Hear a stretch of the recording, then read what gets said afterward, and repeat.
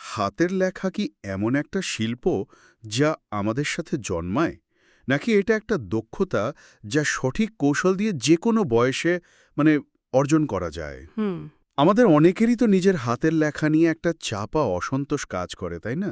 হয়তো দ্রুত লিখতে গিয়ে লেখাটা প্রায় দুর্বোধ্য হয়ে যায়। অথবা সুন্দর করতে গেলে গতি কমে যায়। ঠিক তাই। আমাদের হাতে বেশ কিছু লেখা আর গবেষণাপত্র এসেছে যেগুলো বলছে হাতের লেখা আসলে কোনো অপরিবর্তনীয় বিষয় নয়, বরং কিছু বিজ্ঞানসম্মত কৌশল আর অনুশীলন দিয়ে একে বদলে ফেলা সম্ভব। চলুন আজ এই বিষয়টার গভীরে যাই। বিষয়টা খুবই আকর্ষণীয়, কারণ হাতের লেখা তো শুধু কাগজ কলমের ব্যাপার নয়। বিভিন্ন সূত্র অনুযায়ী এটা আমাদের মনোযোগ, ধৈর্য, এমনকি ব্যক্তিত্বেরও একটা প্রতিফলন। আচ্ছা। আজকের আলোচনার উদ্দেশ্য শুধু কিছু টিপস দেওয়া নয়, বরং এর পেছনের কারণগুলো বোঝা। মানে কেন কিছু কৌশল অন্যদের চেয়ে বেশি কার্যকর, আর সবচেয়ে বড় কথা, কিবোর্ডের এই যুগে দাঁড়িয়ে হাতের লেখার এই চর্চাটার প্রাসঙ্গিকতা আসলে কতটুকু। ঠিক। আমরা এই উৎসগুলো থেকে সবচেয়ে কার্যকর দিকগুলোই বের করে আনব। বেশ, তাহলে শুরু করা যাক। হ্যাঁ। প্রথম যে বিষয়টার উপর প্রায় সব লেখাতেই জোর দেওয়া হয়েছে তা হল সঠিক সরঞ্জাম। এখন সত্যি বলতে, কলম বা কাগজ দিয়ে কি আর হাতের লেখা বদলানো যায়? আমার তো মনে হয় যার লেখা খারাপ সে দামি কলম দিয়ে লিখলেও খারাপই লিখবে। কি বলেন? আপনার প্রশ্নটা খুবই যৌক্তিক এবং অনেকের মনেই এটা আসে। কিন্তু বিষয়টা শৌখিনতার কেউ বেশি শরীরবিদ্যার সাথে সম্পর্কিত।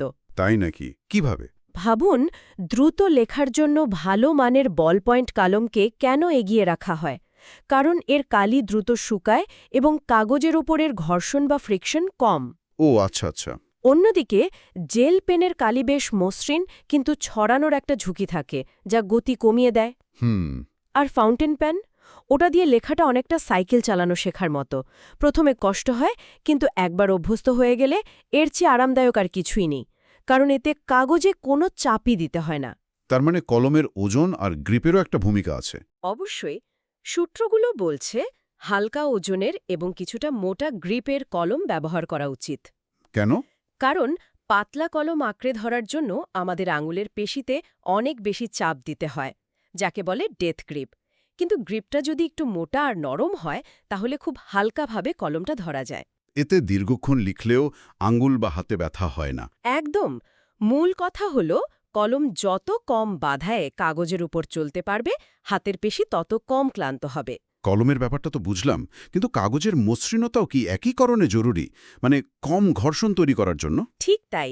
মসৃণ কাগজে কলমের ডগা অনেক সহজে চলাচল করতে পারে, ফলে লেখার গতি বাড়ে। হুম। তবে কাগজ নিয়ে সবচেয়ে অবাক করার মতো যে পরামর্শটা আমি পেয়েছি, সেটা হলো কাগজটাকে সোজা না রেখে ৩০ থেকে ৪৫ ডিগ্রি কোণে বাঁকা করে রাখা। 1 মিনিট, আমি তো সারা জীবন কাগজ সোজা রেখেই লিখে এসেছি।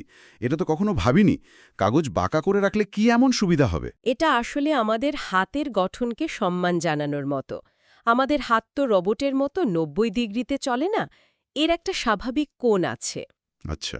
কাগজটা সোজা রাখলে লেখার জন্য আমাদের কবজিকে একটা নিস্তিস্য বা অস্বাভাবিক ভঙ্গিতে বাঁকাতে হয়। কিন্তু কাগজটা একটু হেলিয়ে রাখলে আমাদের হাত, কবজি আর বাহু একটা সরল রেখায় থাকে। বাহ। এতে হাতের নড়াচড়া অনেক বেশি স্বাভাবিক ও সাবলীল হয়।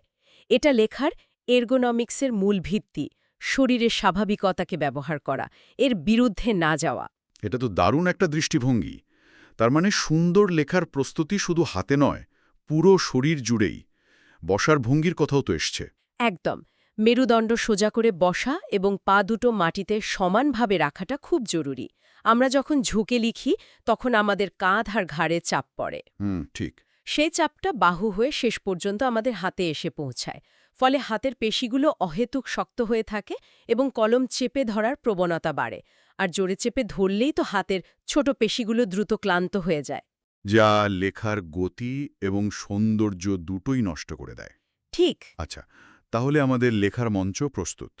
সঠিক কলম হাতে, কাগজটা ঠিক কোণে রাখা, আর আমরাও সোজা হয়ে আরামদায়ক ভঙ্গিতে বসেছি। কিন্তু আসল নাটক তো এখন শুরু হবে, কলমের ডগা যখন কাগজ স্পর্শ করবে। লেখাগুলোকে সুন্দর দেখানোর জন্য সূত্রগুলো বলছে অক্ষরের আকার, ঢাল আর ফাঁকা জায়গার সামঞ্জস্যের কথা। কিন্তু এই সামঞ্জস্য জিনিসটা আসলে কি, আর এটা এত গুরুত্বপূর্ণ কেন?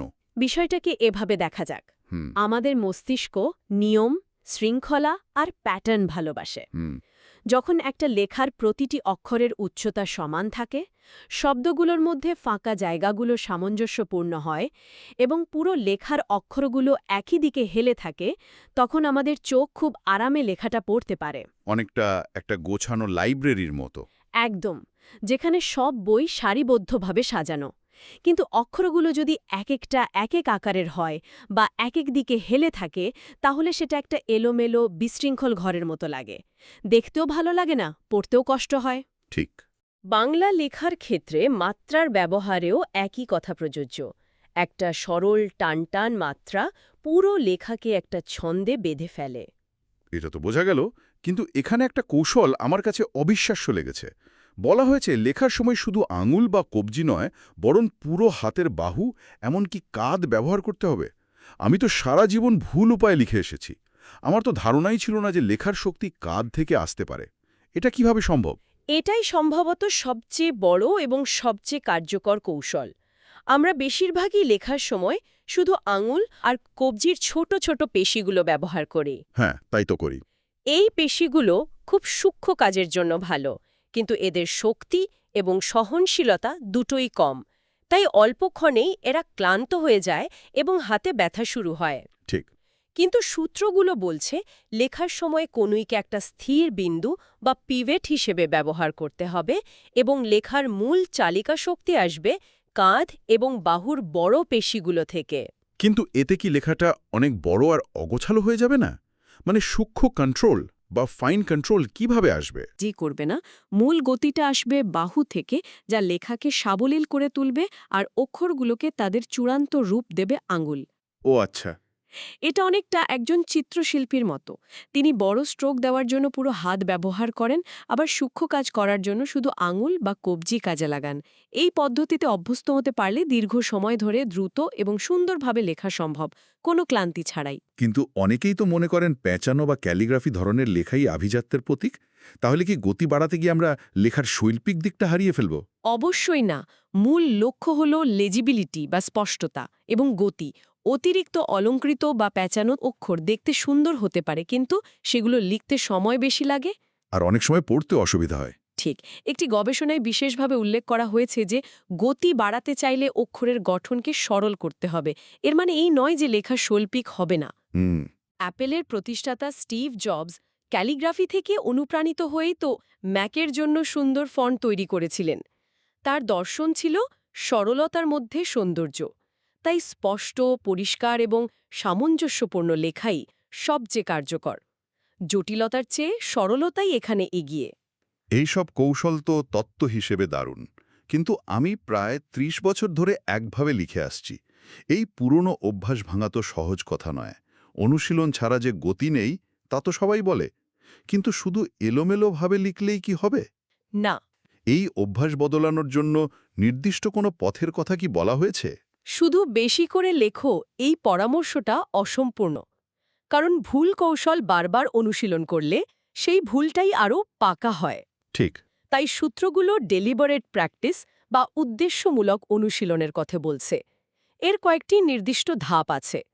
প্রথমত, ভালো কোনো হাতের লেখা বা কম্পিউটারের কোনো পরিষ্কার ফন্ট, ধরুন হেলভেটিকা, ওটা দেখে হুবহু নকল করার চেষ্টা করা। একে বলে কপিং, তাই তো? হ্যাঁ, এটা আপনার চোখের সাথে হাতের সমন্বয় তৈরি করে এবং মস্তিষ্ককে শেখায় যে একটা সুন্দর অক্ষর দেখতে কেমন হয়। তার মানে শুধু নিজের লেখার দিকে তাকিয়ে থাকলে হবে না, একটা আদর্শ মডেল সামনে রাখতে হবে।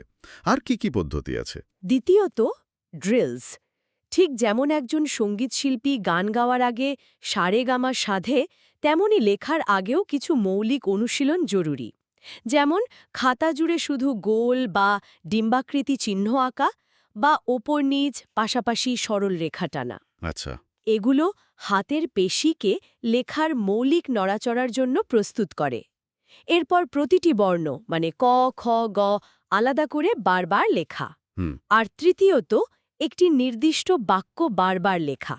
ইংরেজিতে যেমন the quick brown Fox jumps over the lazy dog বাক্যটি ব্যবহার করা হয়। কারণ এতে সবগুলো অক্ষর আছে। একদম। বাংলায় এমন একটি বাক্য বেছে নিয়ে অনুশীলন করলে প্রতিটি অক্ষরের সংযোগস্থল